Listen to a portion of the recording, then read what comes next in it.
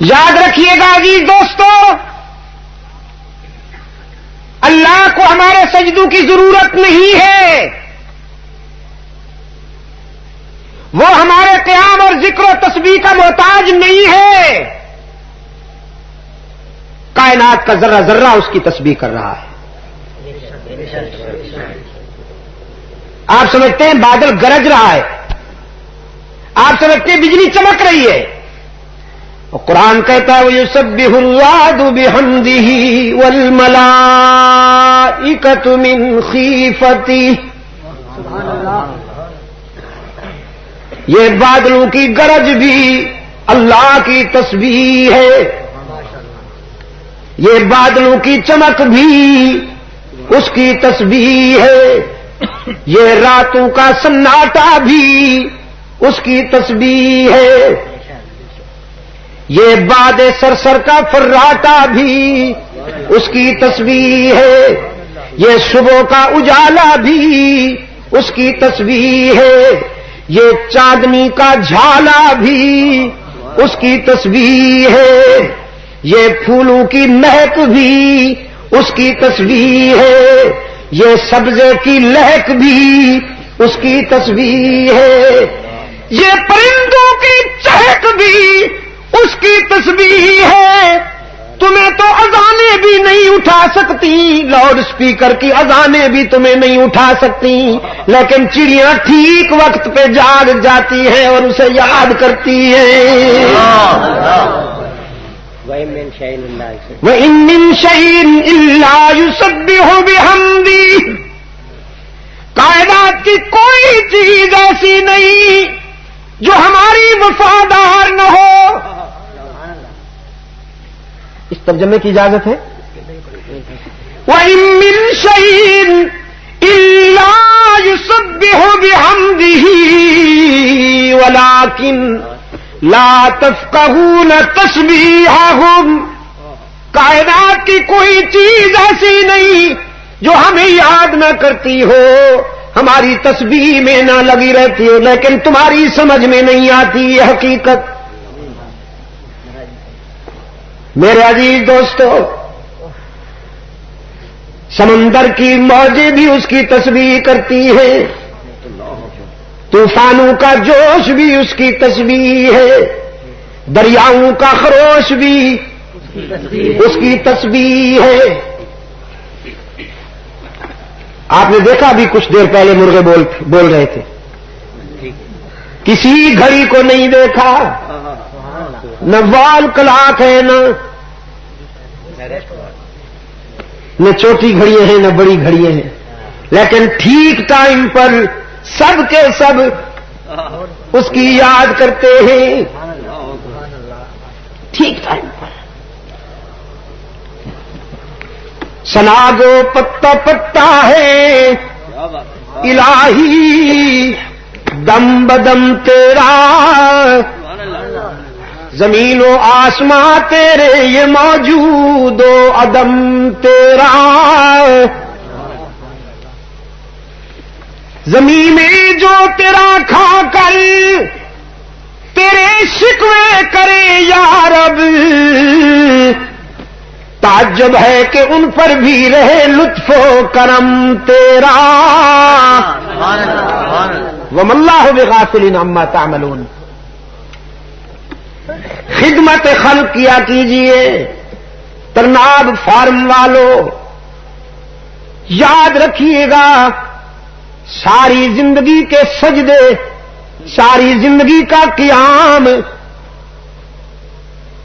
ساری زندگی کی ذکر و تسبیح کے مقابلے میں اگر آپ نے کسی ایک دکھی انسان کے آنسو پوچھ کر اس کے لبوں پہ مسکراہٹ بکھیر دی تو حشر کے میزان میں پوری زندگی کی عبادت کے مقابلے میں تیرے اس عمل کا وزن بڑھ جائے گا۔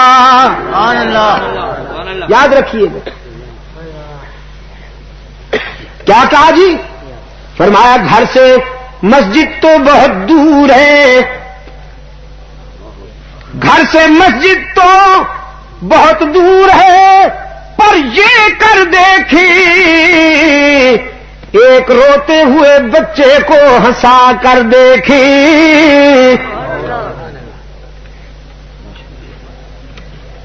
اس راز کو سمجھیے, اس راز کو سمجھیے. طاقتوروں کمزور تمہارے لیے آزمائش ہے, دولت مندوں غریب تمہارے لیے آزمائش ہے, صحت مندوں بیمار تمہارے لیے آزمائش ہے.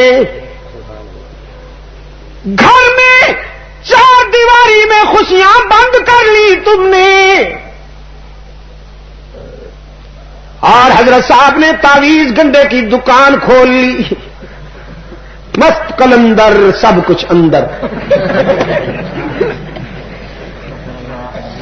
اس کو کوئی پرواہ نہیں کس پہ کیا گزر رہی ہے, فتوے لیے بیٹھا ہے بس. مولوی زندہ رہا تو کسی کو مسلمان نہیں رہنے دے گا, اس کا کام ہی یہی ہے.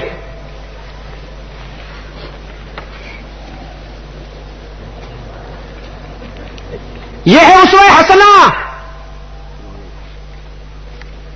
لوگوں کے دکھوں کا مداوا کرو, لوگوں کے آنسو پوچھو,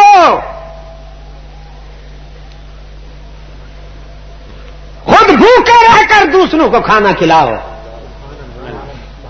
رحمت عالم صلی اللہ علیہ وسلم مسجد میں آئے, اقامت ہو گئی, نیت باندھنے سے پہلے مصلی سے ہٹ کر گھر تشریف لے گئے. سب کھڑی ہوئی ہے, تھوڑی دیر بعد واپس آئے.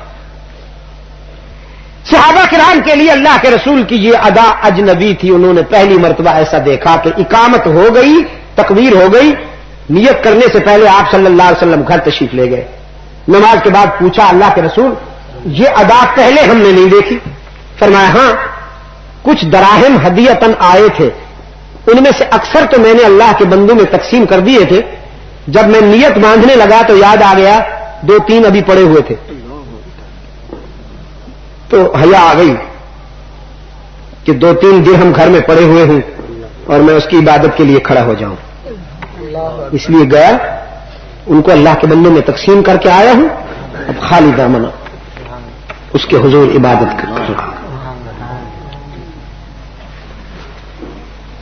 اور ہم نماز بھی پڑھتے ہیں, ڈنڈی بھی مارتے ہیں, روزہ بھی رکھتے ہیں, اور یہ نہیں سوچتے کہ یہ کمائی حلال کی ہے یا حرام کی ہے. بیلنس بننا چاہیے, بینک بیلنس بننا چاہیے, مال آنا چاہیے, بس. نماز بھی پڑھتے.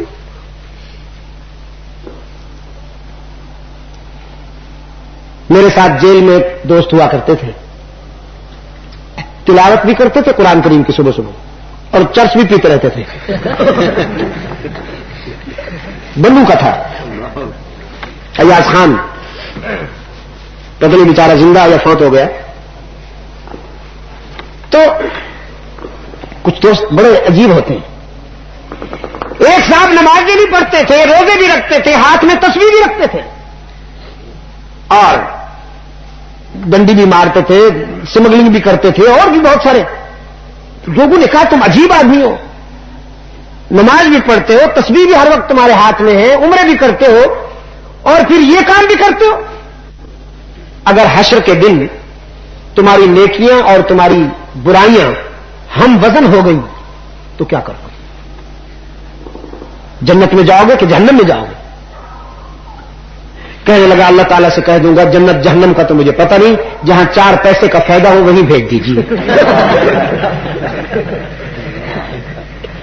یہ 4 پیسوں نے مار ڈالا.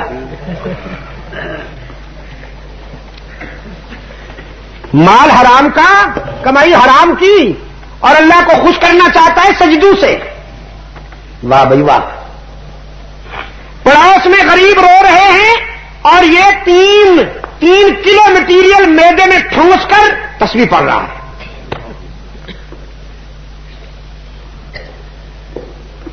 فرمایا زنہار ازاں قوم نباشی کے فریبن,